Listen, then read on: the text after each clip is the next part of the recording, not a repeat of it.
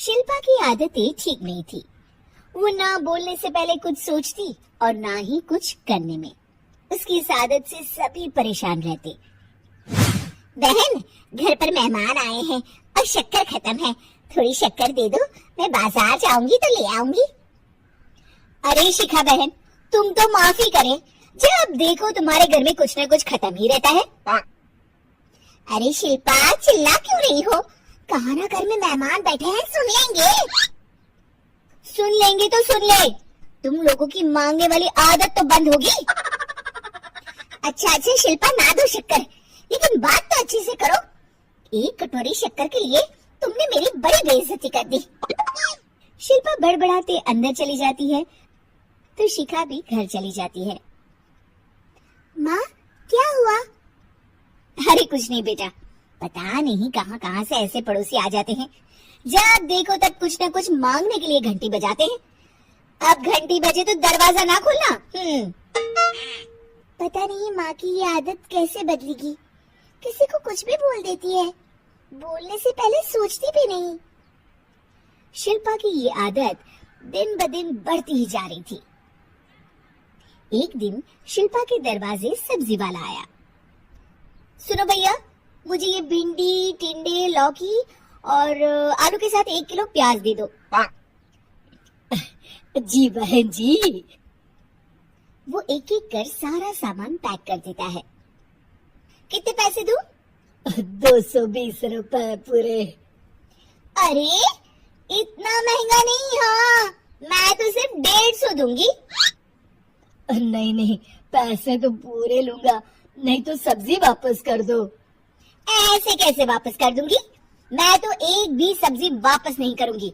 और हाँ, रही बात पैसों की, तो लेना है तो 150 ले लो, वरना मेरे मोहल्ले में घुसने तक नहीं दूंगी। हाँ। अरे नहीं नहीं बहन, हम लोग गरीब लोग हैं, ऐसा ना करो। पकड़ो ये 150 और दफा हो जाओ।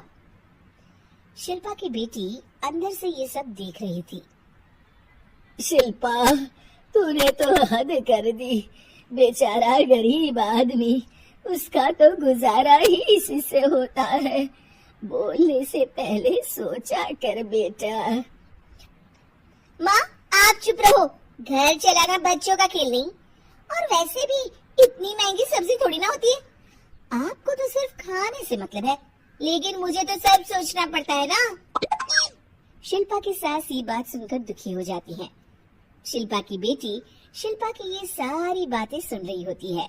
शिल्पा की बेटी एक दिन माँ से कहती है, माँ, ओ माँ, जरा यहाँ तो आना। ओहो, क्या हुआ? क्यों चिल्ला रही हो ऐसे बेटा? हुआ क्या? ये देखिए मेरी स्कूल की ड्रेस कितनी गंदी हो गई है, इसे कौन धोएगा?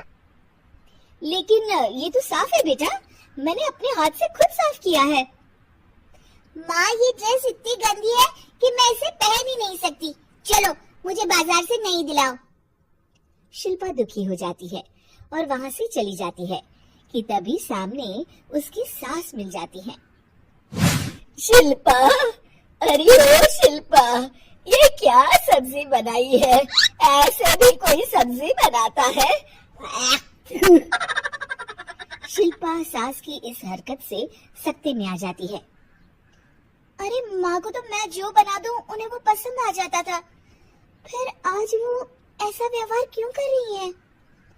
शिल्पा कुछ समझ पाती कि थोड़ी ही देर में उसका पति आ जाता है। अरे शिल्पा, ये क्या है? क्या हुआ आपको? ये मेरी अलमारी पूरी अस्त व्यस्त है, तुमसे कोई काम नहीं होता है। सारा दिन पता नहीं क्या करती रहती हो। अरे मैंने तो सारी अलमारी साफ रखी है। इसे तुम साफ कहती हो? ये तो पूरा कूड़ादान लग रही है। शिल्पा परेशान हो जाती है और समझ नहीं पाती है कि उसके साथ क्या हो रहा है। शिल्पा अकेले कमरे में जाती है और जोर जोर से रोने लगती है। तभी वहाँ उसका पति, सास और बेटी आ जाते हैं। शिल्पा उन लोगों को देखकर और जोर जोर से रोने लगती है।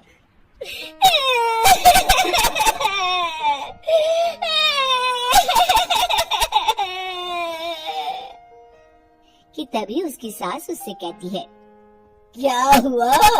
यहाँ बैठकर रोती रहोगी या फिर खाने को भी कुछ बनाओगी?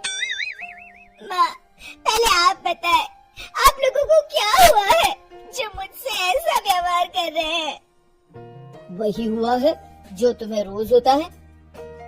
मैं समझी नहीं। माँ, आज घर वालों ने आपसे बुरा व्यवहार किया तो आपको कितना बुरा लगा ना?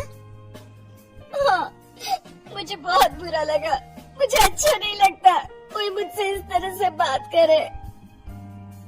सही कहा शिल्पा, जो चीज तुम्हें खुद के लिए अच्छी नहीं लगती वो तुम्हें दूसरों के साथ भी तो नहीं करनी चाहिए।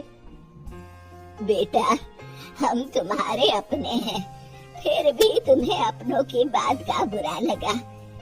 लेकिन सोचो, जिन बाहर के लोगों से तुम ऐसा व्यवहार करती हो उन्हें कैसा लगता होगा।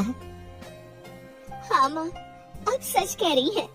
मैं आप लोगों से माफी मांगती हूँ, मुझे कड़वा नहीं बोलना चाहिए। मैं समझ गई, मैं आपकी हूँ इसलिए आप लोगों ने मुझे सुधरने का वक्त दिया और मेरा साथ दिया। लेकिन जिन बाहर के लोगों से मैं बुरा व्यवहार करती आई, वो लोग मेरे कड़वे बोल से कितने दुखी होते होंगे।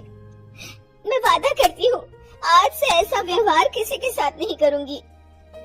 सीख, हमें दूसरों के साथ वैसा ही व्यवहार करना चाहिए जो हम खुद के लिए अपेक्षा करते हैं।